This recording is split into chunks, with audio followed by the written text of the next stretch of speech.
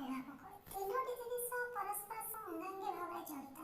ଏ ତିନୋଟି ଜିନିଷ ଭିତରେ କିପରି ସୁସମ୍ପର୍କ ରହିବ ତାହାର ଉପାୟ ଗୁଡ଼ିକ ଆମେ ଆଜି ଜାଣିବା। ପିଲାମାନଙ୍କ ସହ ଶିଖିବାର ଆମେ ଆଗ୍ରହ ରଖିବା। ପିଲାମାନଙ୍କ ସହ ଶିଖିବା, ନା ଆଗରେ ନା ପଛରେ, ପିଲାମାନଙ୍କ ସହ ଶିଖିବା। ପିଲାର ପାଠପଢ଼ା ସମୟରେ ମୋବାଇଲ ବ୍ୟବହାର କରିବାନି, ମୋବାଇଲକୁ ଦୂରରେ ରଖିବା, ନହେଲେ ପିଲାର ପାଠପଢ଼ା ପ୍ରଭାବିତ ହେବ। ଶିକ୍ଷଣକୁ ଆମେ ଆନନ୍ଦଦାୟକ ତଥା ରୁଚିପୂର୍ଣ୍ଣ କରିବା, ନା କି ପିଲା ଉପରେ ବୋଝ ଲଦିଦେବା, କଷ୍ଟ ଦେବା ପିଲାକୁ। ନା, ପିଲା ଉପରେ ରାଗିବା ନାହିଁ, ପିଲା ଉପରେ କେବେ ବି ରାଗିବା ଉଚିତ ନୁହେଁ। ଆପଣଙ୍କ ପିଲା କ'ଣ ଶିଖିଲା ଏବଂ କିପରି ଶିଖିଲା ତା ଉପରେ ଗୁରୁତ୍ୱ ଦେବା, କିନ୍ତୁ ପିଲା କେତେ ନମ୍ବର ରଖିଲା ତା ଉପରେ ନୁହେଁ। କ'ଣ ଶିଖିଲା ଏବଂ କିପରି ଶିଖିଲା। ପିଲାର ପ୍ରତ୍ୟେକ ପ୍ରଶ୍ନ ଅର୍ଥପୂର୍ଣ୍ଣ ଏବଂ ନିର୍ଦ୍ଦିଷ୍ଟ ଉତ୍ତର ସମ୍ବଳିତ, ତେଣୁ ପ୍ରତ୍ୟେକ ପ୍ରଶ୍ନ ଗୁରୁତ୍ୱ ଦେବା, ଅବହେଳା କରିବାନି।